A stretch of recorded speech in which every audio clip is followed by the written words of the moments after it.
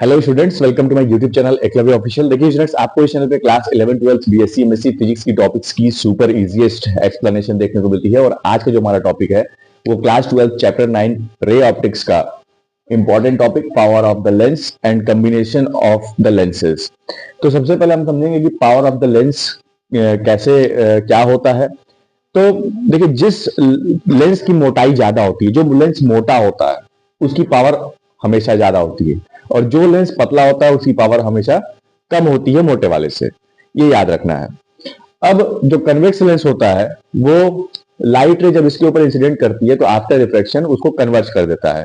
Concave lens क्या होता है? जब उसके ऊपर लाइट रे उसके रिफ्रैक्टिंग सरफेस पर इंसिडेंट करती है तो वो लाइट रे को डाइवर्ज कर देता है। ये प्रॉपर्टी तो सभी को पता होगी क्योंकि बहुत दिन से क्लासेस चल रही हैं। तो यही काम हम यहाँ पे करते हैं।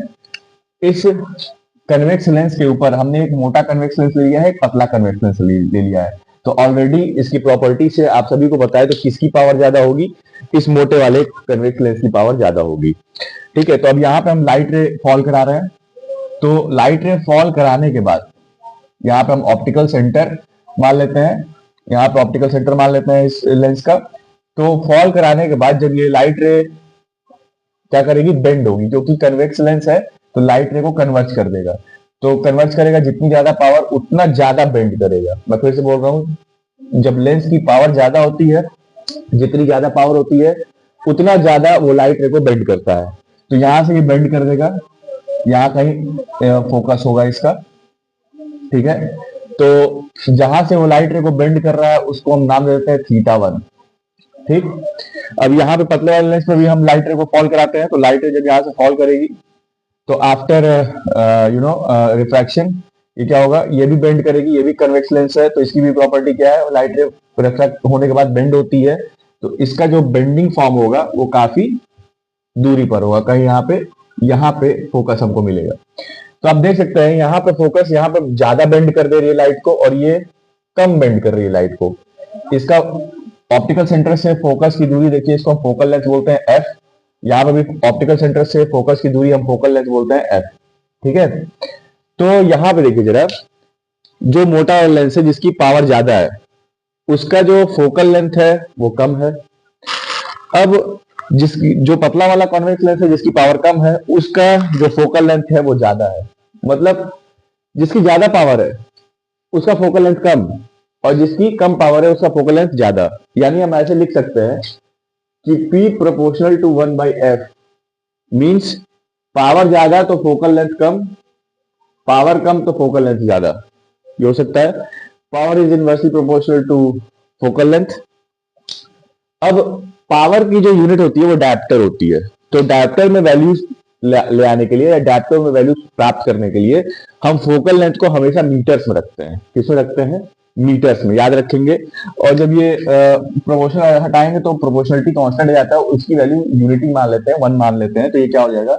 F is equal to 1/f, sorry P is equal to 1/f। और ये F की वैल्यू हमेशा हम किसमें रखते हैं? मीटर्स में। तभी पावर की जो वैल्यू आती है वो डायप्टर में आती है, और मैक्सिमम हम लोग पावर की वैल्यूज को डायप्टर में ही रिप्रेजेंट करते हैं।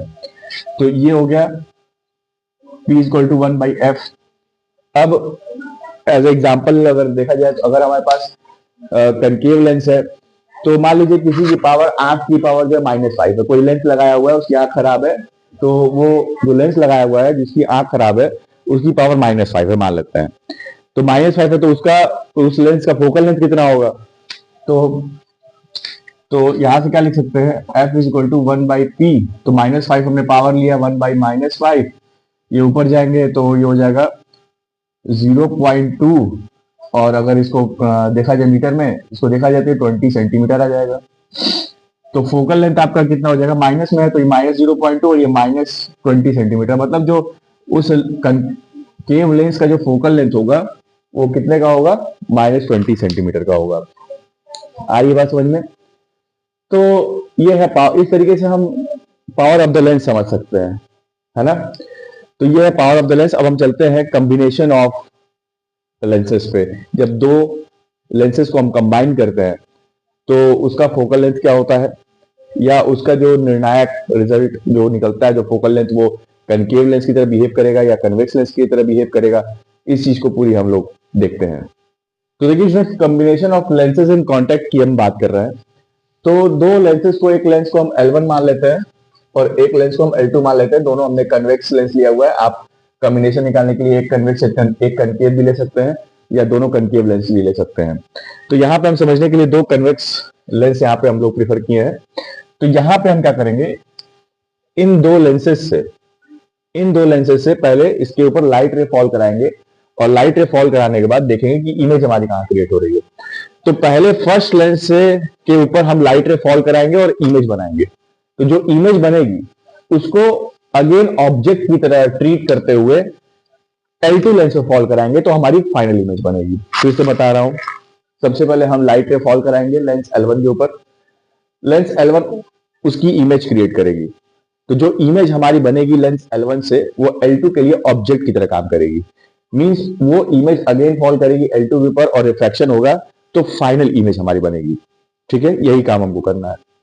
तो मान लेते हैं सबसे पहले यहां से कोई ऑब्जेक्ट यहां पर ले लेते हैं और ये L1 लेंस के ऊपर ये फॉल की हमारी लाइट रे, और फॉल करने के बाद कहीं यहां पर फोकस पे कहीं ना कहीं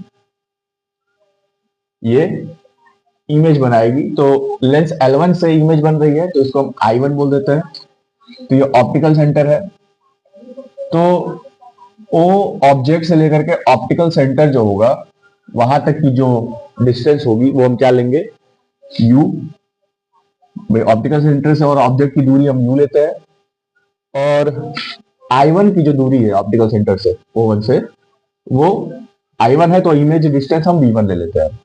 ठीक है, अब अगेन क्या होगा, ये I1 जो होगा एज ए ऑब्जेक्ट काम करेगा और अगेन इस L2 से रिफ्लेक्ट होगा और अगेन इस L2 से रिफ्लेक्ट होने के बाद जो है ये यहां कहीं इमेज का फॉर्मेशन करेगा। L2 से लाइट जब रिफ्लेक्ट होगी तो, है ना। तो जब L2 से लाइट रिफ्लेक्ट होगी तो यहाँ पे इमेज का फॉर्मेशन करेगा। ये इमेज का हम नाम दे देते हैं I, और O2 से जो इमेज आई है उसकी डिस्टेंस हमने भी ले ली है। ठीक, तो सबसे पहले लेंस L1 के लिए हम लेंस फॉर्मूला लिखते हैं। तो लेंस L1 के लिए जब हम लेंस फॉर्मूला लिखेंगे तो lens formula for L1, lens formula for L1 की अगर हम बात करें तो वन, अब क्या लेंस फॉर्मूला क्या होता है, 1/f is equal to 1/v minus 1/u, यही होता है। तो 1/f is equal two by image distance क्या था लेंस L1 के लिए, तो V1 था तो 1/v1 हो जाएगा, माइनस और ऑब्जेक्ट डिस्टेंस क्या था, U था तो ये U ही रहेगा। ठीक है, ये क्वेश्चन नंबर 1 कर देंगे। अब for Lenz formula for L2 की अगर बात की जाए तो 1/f is equal to 1/v minus 1/u होता है फॉर्मूला। लेकिन अकॉर्डिंग टू दिस यहाँ पे जो हमने माना है, अब यहाँ पे दूसरे लेंस के लिए ऑब्जेक्ट कौन सा है, ये वाला है। तो ऑब्जेक्ट डिस्टेंस क्या हो जाएगा, V1 हो जाएगा। तो इस U की जगह पे हम क्या लिखेंगे, V1। भाई ऑब्जेक्ट डिस्टेंस हमारा U होता है तो U की जगह पे हम क्या लिख देंगे, V1 लिख देंगे। और जो इमेज डिस्टेंस है वो तो हमने V माना है तो ये V ही रहेगा। इसको इक्वेशन नंबर 2 कर देता है। अब देखिए दोनों इक्वेशंस हमने यहाँ पे मिल गई है हमें। तो यहाँ पे एक चीज और ध्यान दीजिएगा, लेंस L1 के लिए जो फोकल लेंथ हम ट्रीट करेंगे उसको F1 बोलेंगे, और जो लेंस L2 के लिए जो फोकल लेंथ हम ट्रीट करेंगे, रिप्रेजेंट करेंगे, वो F2 बोलेंगे। तो ज्यादा क्लियर होगा। तो इस तरीके से हम ये फॉर्मूला हम बना सकते हैं। अब हमको कॉम्बिनेशन निकालना है तो दोनों इक्वेशन को क्या कर दीजिए, जोड़ दीजिए। तो जब जोड़ेंगे तो क्या हमारा कहां पे क्या वैल्यू आएगी वो देखिए जरा। इसको जोड़ते हैं, चलिए ऐड करते हैं। Now adding equation number 1 and 2।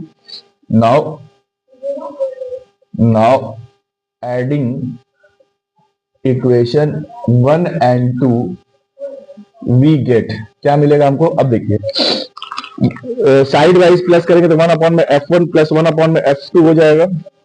1/f1 plus 1/f2 is equal to, अब यहां क्या होगा, अब देखिए ये जो है 1/v1 माइनस 1/v1 कट जाएगा, क्या बच जाएगा, 1/v माइनस 1/u बचेगा। आ रही है बात समझ में, इस तरीके से इसको इक्वेशन नंबर हम 3 कर देते हैं। अब यहां पे हम थोड़ा इक्विवेलेंट लेंस की बात करेंगे। तो इक्विवेलेंट लेंस की बात करेंगे। इक्विवेलेंट लेंस क्या होता है, इक्विवेलेंट लेंस क्या होता है, जैसे दो लेंसेज हमने यहां पे लगाया है दोनों लेंस एक साथ जब कंबाइन करेगा तो जो जितनी इसकी पावर होगी उतनी पावर का हम एक सिंगल लेंस ले लेते हैं, ठीक है। तो वो इक्विवेलेंट लेंस के उसको हम नाम देते हैं।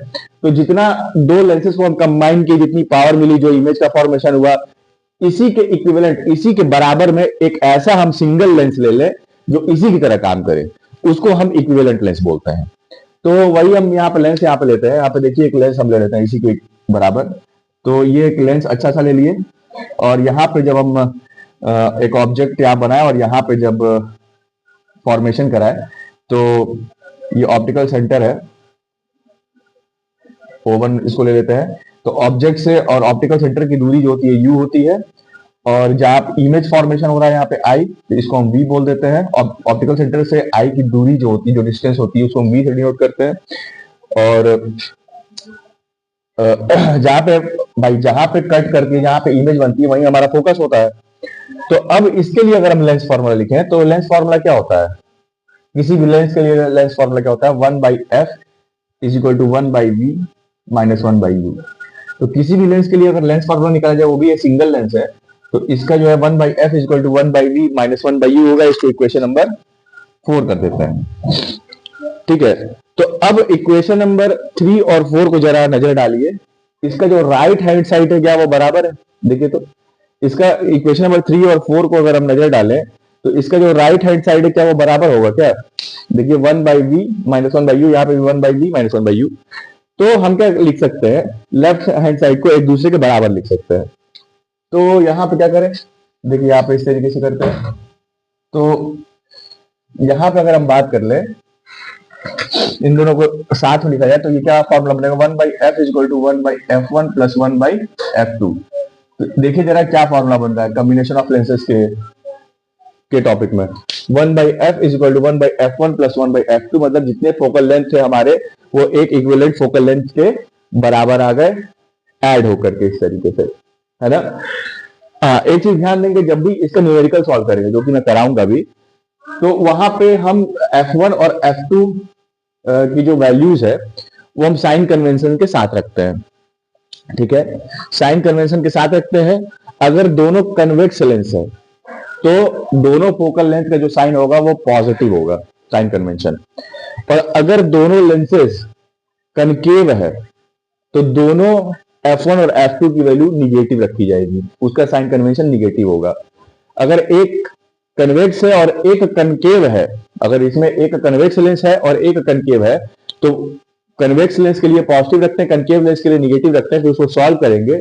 सॉल्व करने के बाद जो रिजल्टेंट वैल्यू निकलेगी उसमें देखेंगे कि माइनस में आ रहा है कि प्लस में आ रहा है। डिपेंड करेगा वैल्यू के ऊपर कि वो फोकल लेंथ कितनी आ रही है और कैसे वो लेंस बिहेव कर रहा है। तो अगर निगेटिव आंसर आएगा सॉल्व करने के बाद, तो वो as a combination of lens as a concave lens behave करेगा। और अगर पॉजिटिव आएगा तो combination of lens as a convex lens behave करेगा। तो ये आपको याद रखना है। सारी बात समझ में। और यहाँ पे हम क्या रख सकते हैं? यहाँ पे सॉरी तो देखिए यहाँ पे क्या रख सकते हैं? हम जानते हैं P is equal to 1/f होता है। तो इस फॉर्मूले से हम इसके लिए क्या लिख सकते हैं? P is equal to P1 plus P2। तो पावर के फॉर्म में भी यहाँ पे सॉरी ये फॉर्मूला निकल गया, सॉरी, ये अभी थोड़ी तबीयत नहीं सही थी मेरी। तो ये इस तरीके से, है ना। तो ये है आपका कॉम्बिनेशन ऑफ लेंसेज। उम्मीद करूंगा कि सभी बच्चों को आज की क्लास समझ में आई होगी। इस पर न्यूमेरिकल्स भी हम लोग कर रहे हैं रेगुलर क्लासेस में। अगर आप सभी को नोट्स चाहिए तो टेलीग्राम चैनल को ज्वाइन कर लीजिएगा। डेली लगातार क्लासेस हमारी चल रही हैं। वीडियो को लाइक और चैनल को सब्सक्राइब जरूर कीजिएगा students. Thank you so much.